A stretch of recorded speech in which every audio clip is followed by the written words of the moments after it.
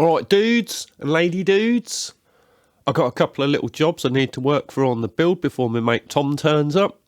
He's got a problem with his fork seals on his R125 and I said I'd fix it for him. The main challenge will be getting both the bikes in this room, but they do just about fit. So this line I'm installing onto the engine at the minute is the turbo feed line. It's a hell brake line that takes oil out of the engine and feeds it to the turbo. It connects on the engine to the port that you use for oil pressure testing during servicing, which when you look in the engine is actually like a direct lead to the main oil gallery. It comes pretty much straight after the oil filter.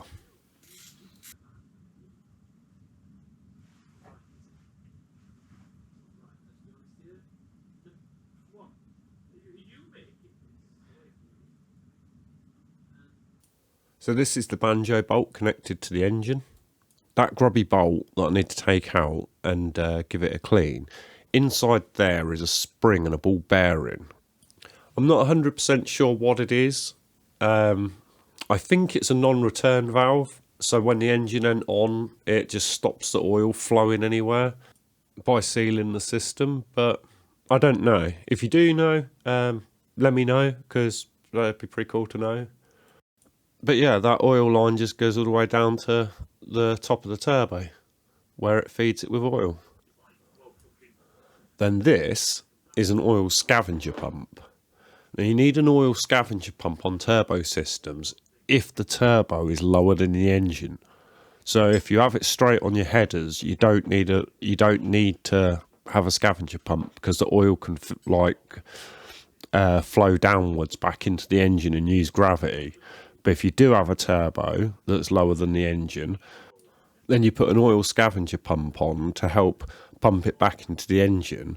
Because you've got to think, the engine oil pump is actually feeding the turbo, which it was never designed to do.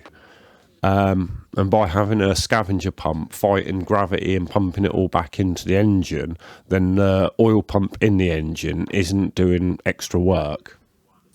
Or I guess we're keeping it down to doing like as little work as it needs to do. I do wonder as well whether having quite a long oil run from the turbo back to the engine, with it being in the open air, whether that helps keep the oil cool.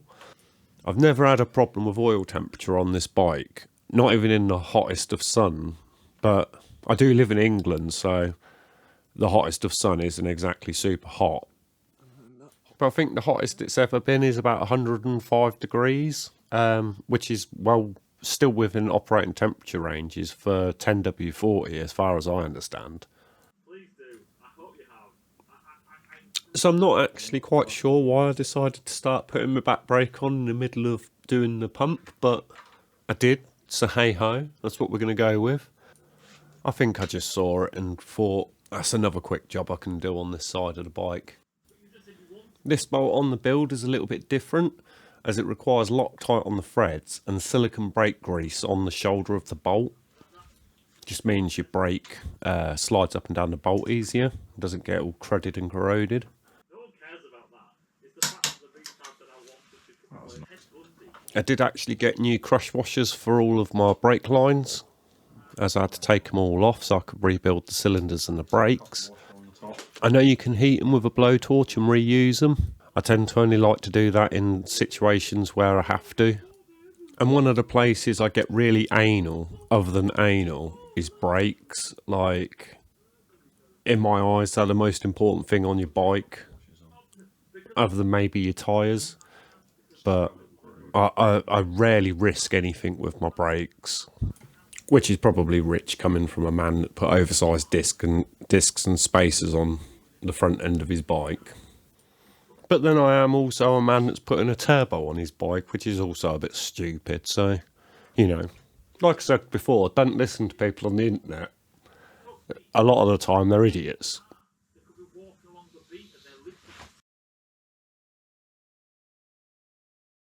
So this is slightly different as well to the standard OEM set up on an MT-07.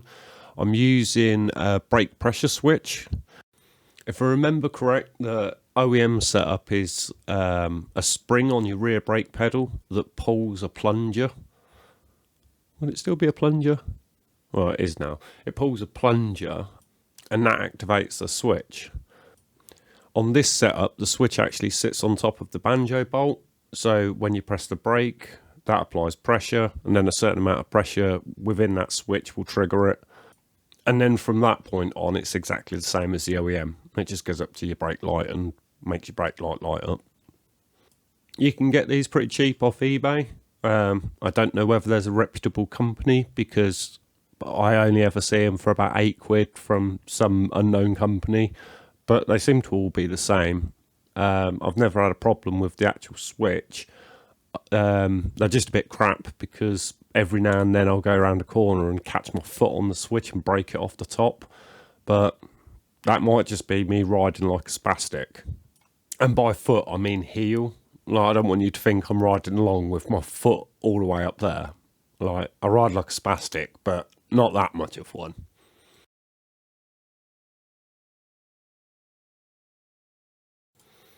I've put the pins on the end of the wires already, so when I get around to doing all of the electrics, I can just stick a plug on it and connect it to the harness. But I didn't want to put a plug on it just yet, just in case I couldn't get it through, like between the frame or something. Okay, after that little side trip to the back brake, back to getting the scavenger pump on.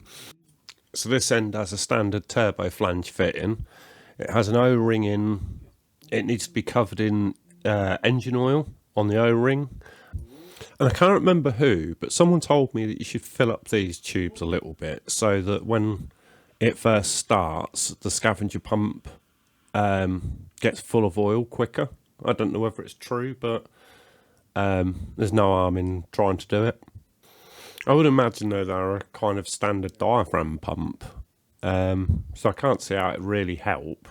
But like I say, there's no harm in doing it, is there?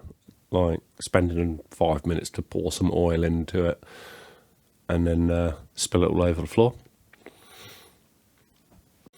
Then it's just a case of doing the 2 bolts up and sealing it up. The oil feed does actually have like a swivel head, so you can do like a bolt up and then swivel the oil feed over it, so you can then get to the other one properly. It's quite well thought out. It looks quite tidy when it's all done up.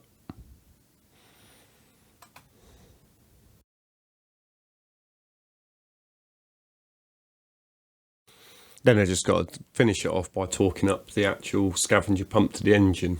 Now it goes through an engine case bolt, so I'm just going to go with standard Yamaha engine case bolt torque. As you know, you don't want to fuck up your engine case and bolts. And that's where I'll leave it, because Tom's turned up and he's got his bike outside. I need to clear this room and move my bike to get his one in. I hope you enjoyed this little bit of the journey. Take it easy. I'll catch you in a bit.